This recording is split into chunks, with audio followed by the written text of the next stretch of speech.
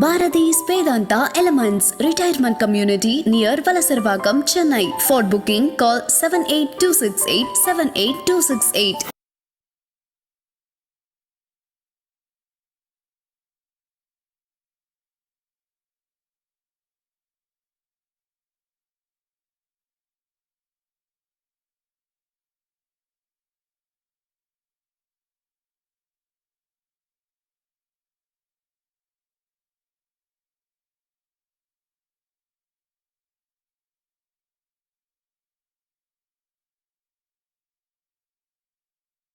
மகா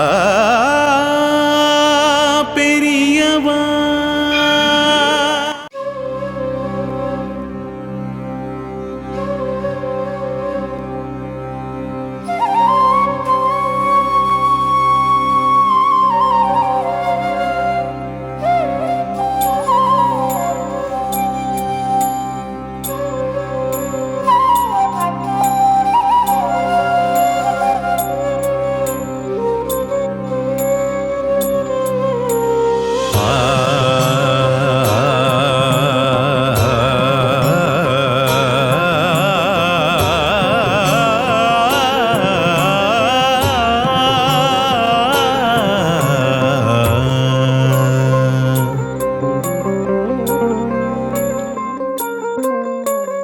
जय जय शंकर शंकर हर हर शंकर शंकर जय जय शंकर शंकर हर हर शंकर शंकर शंकरं जय शंकरं चंद्रशेखरं सुधाकरं शंकरं जय शंकरं चंद्रशेखरं सुधाकरं काञ्चीपुरनिवासं भुवनरक्षितं कृपाकरं काञ्चीपुरनिवासं भुवनरक्षितं कृपाकरं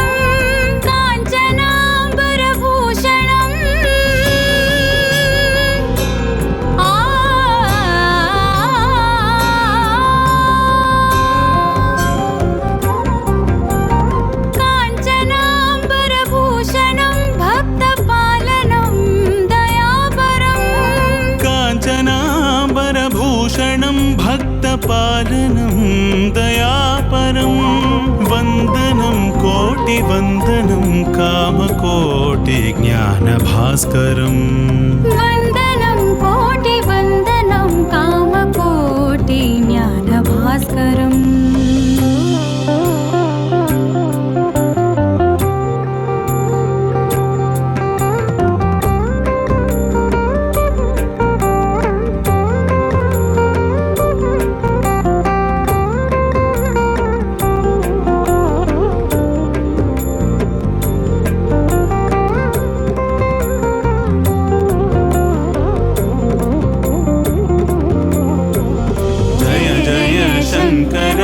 शंकर हर हर शंकर जय जय शंकर शंकर हर हर शंकर जय जय शंकर हर हर शंकर जय जय शंकर हर हर शंकर शाम्भवं शिव शाम्भवं भस्मभूषणयोगिनं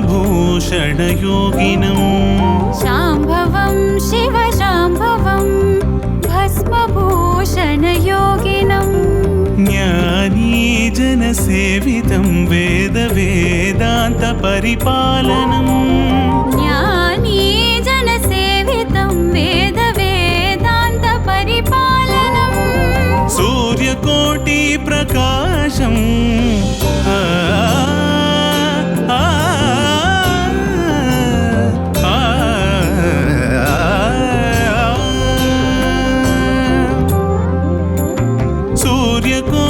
सूर्यकोटिप्रकाशं शंकरेन्द्र प्रभाकरं सूर्यकोटिप्रकाशं शंकरेन्द्र प्रभाकरं वन्दनं कोटिवन्दनं कामकोटिज्ञानभास्करं वन्दनं कोटिवन्दनं कामकोटिज्ञानभास्करम् जय जय शंकर शंकर हर हर शंकर जय शङ्करा शङ्करा हर हर शङ्करा शङ्करा शङ्करा चन्द्रशेखरा आदिशङ्करा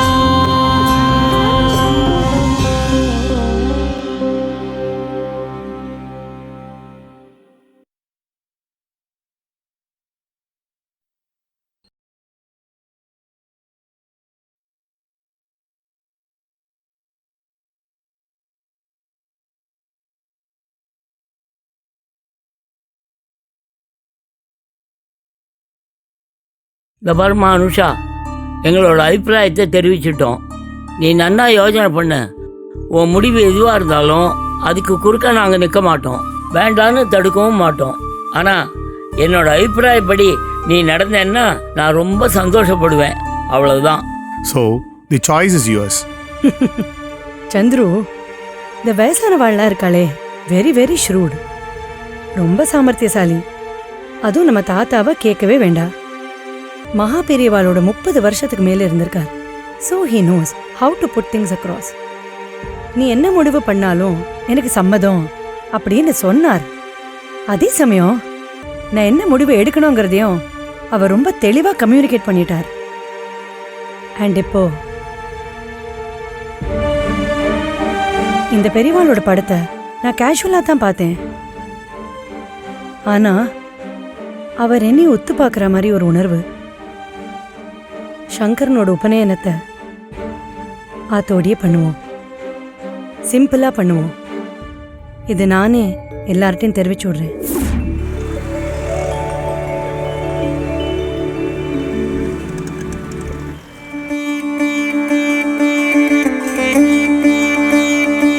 எல்லாரும் இவ்வளோ எடுத்து சொன்னதுக்கு அப்புறம் நீ ஒரு சாதகமான முடிவை தான் எடுப்பேன்னு நான் திடமா நம்பினேம்மா.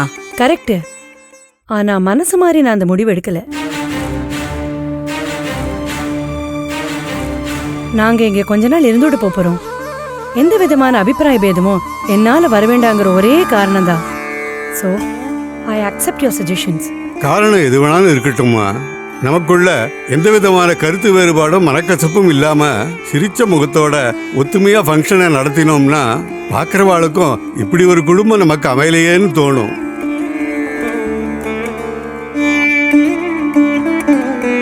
இப்போ எத்தனை குடும்பத்துல கொள்ளு தாத்தா இருக்கா? நம்ம அகத்தை பொறுத்த வரைக்கும் கொள்ளு தாத்தா, தாத்தா, புள்ள, பேரன் அப்படின்னு 4 ஜெனரேஷன் இருக்கும். மதிப்பும் மரியாதையும் கொடுத்துட்டு இருக்கோம். ஆனா பல குடும்பங்களோட இன்னிய நிலைமை, ஆத்துல பெரியவான்னு இருப்பா, ஆனா குழந்தையிலேருந்து மற்றவா பரியந்தம் அவ வயசை புரிஞ்சுண்டு அனுசரிச்சு மரியாதையோடு நடத்தலான்றது ஒரு பெரிய கேள்விக்குறிதான். அயம் நிஜ பரோ வேதி கடனா லகுச்சேத்தசாம் உதார சரிதானாம் து வசுதைவ குடும்பகம். அதாவது இது என்னோடது, அது புறத்தையாளோடது அப்படிங்கிற பேதபாவம் குறுகிய மனப்பான்மை உள்ளவாளுக்கு மட்டும்தான் வரும். ஆனா பரந்த நோக்கத்தாருக்கு இந்த உலகமே ஒரு பெரிய குடும்பம். அனுஷா, நீ எடுத்திருக்கிற இந்த முடிவு ஒரு காம்ப்ரமைஸா இருந்தாலும் சரி, இல்ல எங்களெல்லாம் சந்தோஷப்படுத்துறதுக்காக எடுத்ததா இருந்தாலும் சரி, I am very happy about your decision. Chandru ஏற்கனவே சொன்ன மாதிரி உன் மேல எங்க யாருக்கும் எந்த வித வருத்தமும் இல்லை. நீயும் இந்தாத்த பொண்ணு தானே, நீ இங்க பேசுறதுக்கு, உன் மனசுல இருக்கிற அபிப்பிராயத்தை சொல்றதுக்கு சகலவித உரிமையும் இருக்கு. என்ன சின்ன சின்ன சிந்தனை வேறுபாடுதான், அது கூட காலப்போக்கில் சரியாயிடும்னு நான் நம்புறேன். கொள்ளு தாத்தா, எப்பயுமே நீங்க தானே ஃபர்ஸ்ட் பேசுவே, but today why are you silent? அது ஒன்றும் இல்லைடா, எப்பவுமே ஒரு ஈவெண்ட்டு ஃபங்க்ஷன்னு வந்தா அதில் பிரதானமாக இருக்கிறவா தான் கடைசியில் பேசுவா. இன்னைக்கு அந்த பொசிஷனில் நான் இருக்கேன்.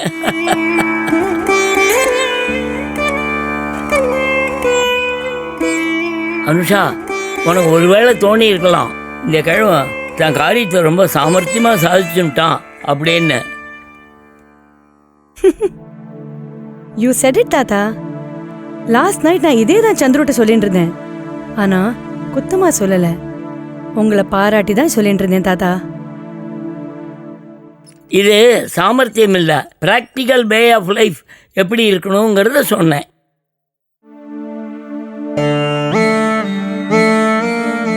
யதார்த்த வாழ்க்கை. இந்த யதார்த்த வாழ்க்கையை பற்றி மகாபெரிவா பல இடங்கள்ல, பல சந்தர்ப்பங்கள்ல, பல சொற்பொழிவுகள்ல வலியுறுத்தி சொல்லியிருக்கா.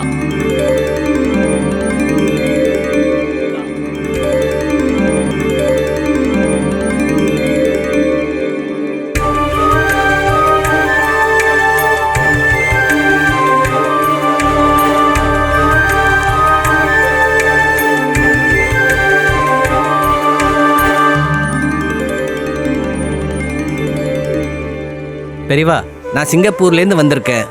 என் பேர் சீதாராமன். அங்கே 8 வருஷமாக இருக்கேன். பணம், புகழ், பதவி எல்லாமே இருக்கு. அது பெரியவாளோட அனுகிரகம். வீடு, வாசல், காரு, ஆத்தோடையே இருக்கிற 4 வேலைக்காரா எல்லாம் இருக்கு. எல்லாம் பெரியவா அனுகிரகம்தான். இது எல்லாமே நான் சிங்கப்பூரில் பார்த்து பெரியவாளுக்காக வாங்கி வந்திருக்கேன். பெரியவா ஏத்துண்டு அனுகிரகம் பண்ணணும். ராத்திரி படுத்துண்டா தூக்கம் வருதா?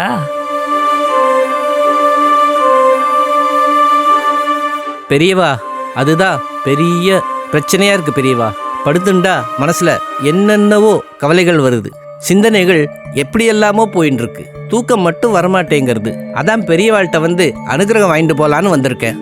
ஒன்று பண்ணு, இதெல்லாம் எடுத்துன்னு போய் நீ தங்கியிருக்கிற ஹோட்டலில் வச்சுட்டு அப்புறமா சாவகாசமாக வா.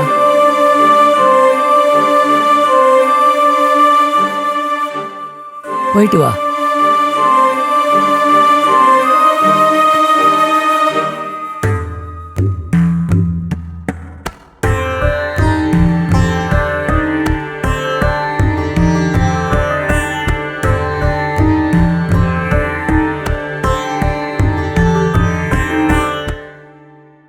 வாழ்க்கை தரத்தை உயர்த்துவது அப்படிங்கிற வார்த்தை இப்போல்லாம் ரொம்ப அடிபடுறது. சர்க்காரோட திட்டங்கள் எல்லாமே அதுக்குத்தான் அப்படின்னு சொல்கிறா. எல்லாருக்கும் வயிறு ரொம்ப சாப்பாடு, மானத்தையும் குளிர் வெயிலேருந்து காப்பாற்றுறதுக்கு போதுமான வஸ்திரம், வசிக்கிறதுக்கு சின்னதாக ஒரு ஜாகம் இருக்க வேண்டியது தான். இதுக்கே சர்க்கார் திட்டம் போட வேண்டியிருக்கு. அதுக்கும் அதிகமாக பொருளை தேடி போகிறதால வாழ்க்கை தரம் வசந்துடாது, இன்னும் தாழ்ந்து தான் போகும்.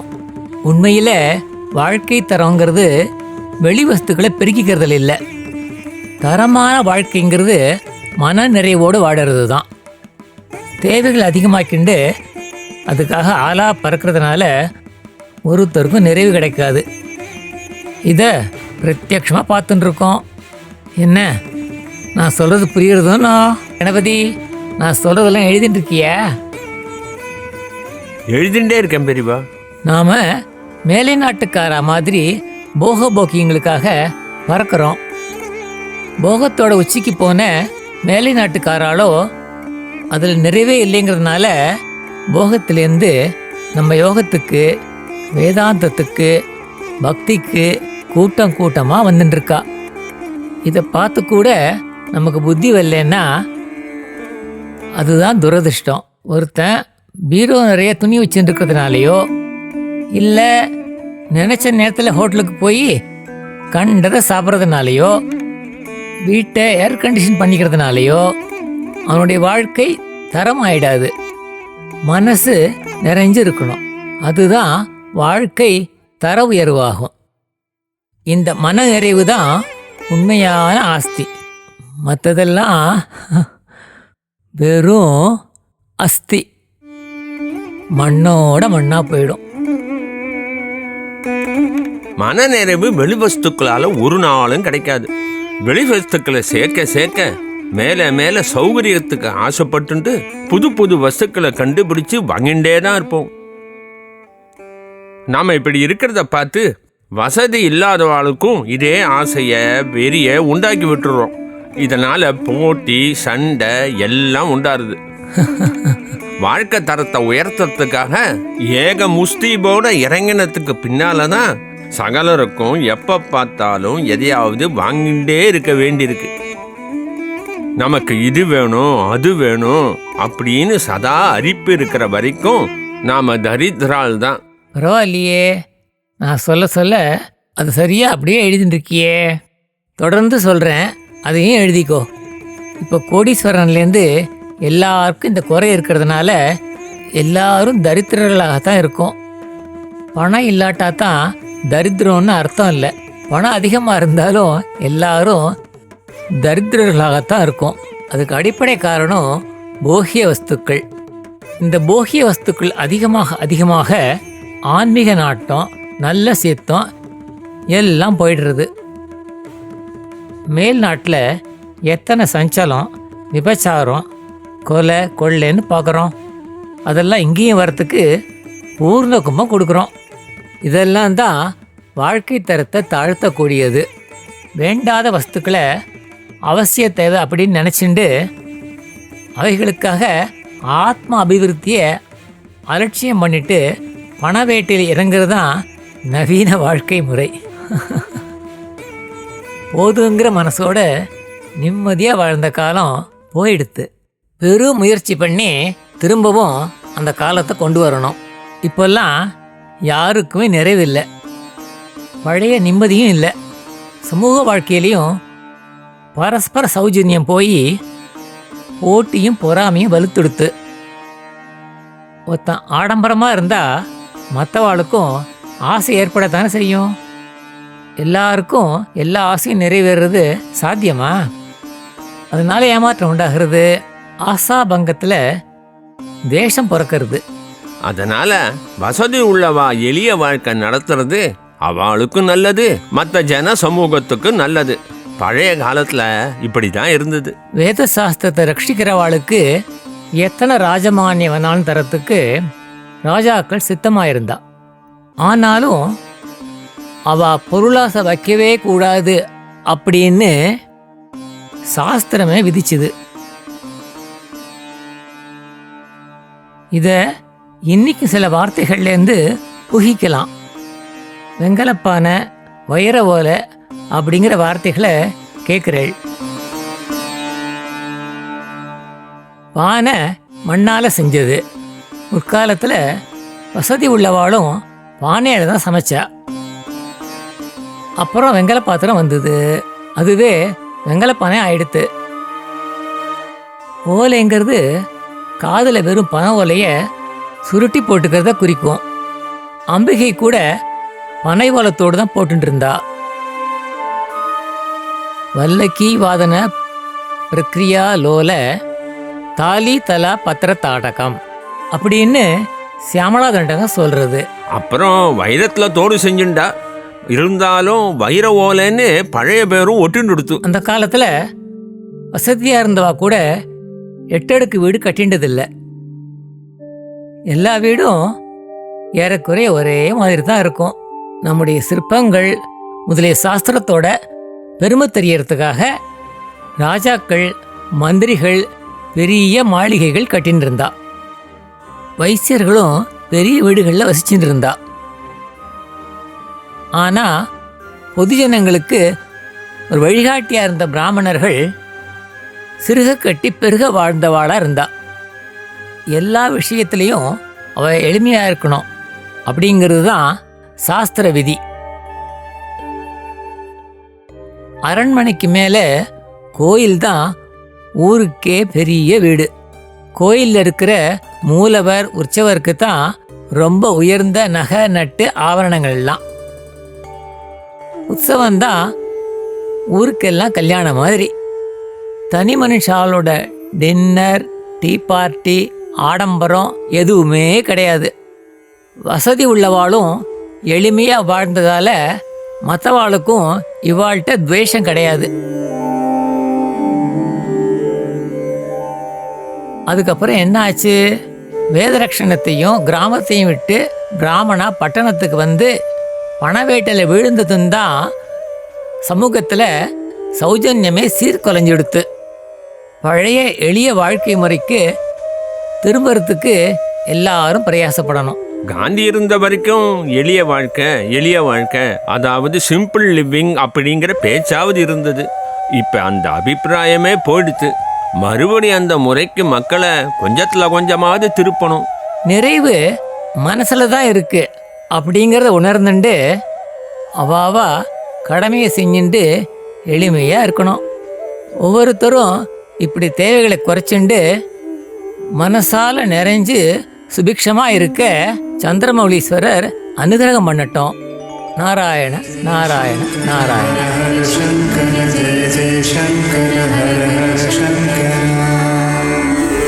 Simple living, high thinking.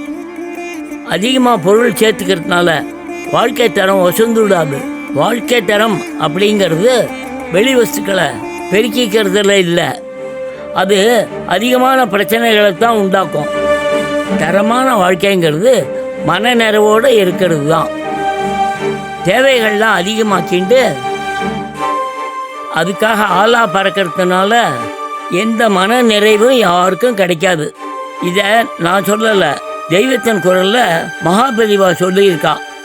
அப்படின்னு ஆரம்பித்து மகாபெரிவா இதை பற்றி ரொம்ப விரிவாக சொல்லியிருக்கா. இப்போ நம்ம சங்கரனோட பிரம்மோபதேசத்துக்கு வருவோம்.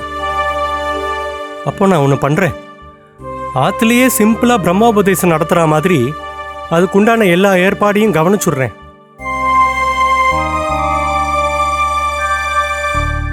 நேற்று ராத்திரி அனுஷாவும் சந்துருவும் அவள் ரூமில் ரொம்ப நேரம் ஏதோ குசுன்னு பேசி டிஸ்கஸ் பண்ணிட்டு இருந்தா. எனக்கு தெரிஞ்சு சந்துரு தான் ஏதோ சொல்லி அனுஷாவை கன்வின்ஸ் பண்ணியிருக்கான்னு நினைக்கிறேன்.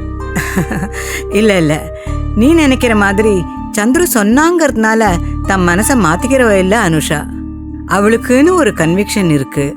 இவா சொன்னா அவா சொன்னாங்கிறதுனால தம் மனசை மாத்திக்க மாட்டா. அனுஷா நம்ம குடும்பத்துக்கு ஏற்ற நல்ல பொண்ணுடா. அவள்கிட்ட குறைகள் இருக்கலாம், குத்தங்கள் கிடையாது. அனுஷா, இந்த உபநயனத்தை சிம்பிளா சாஸ்திரோக்தமா நம்ம இஷ்டப்படி பண்றதுக்கு ஒத்துண்டா இல்லையா, அதுல எனக்கு ரொம்ப சந்தோஷம். சிம்பிள் லிவிங்கை பற்றி தெய்வத்தின் குரல் வால்யூம் 1ல் ரொம்ப விரிவாக சொல்லியிருக்கா. இந்த தெய்வத்தின் குரல்ங்கிற புஸ்தகம் மொத்தம் 7 வால்யூம் இருக்கு.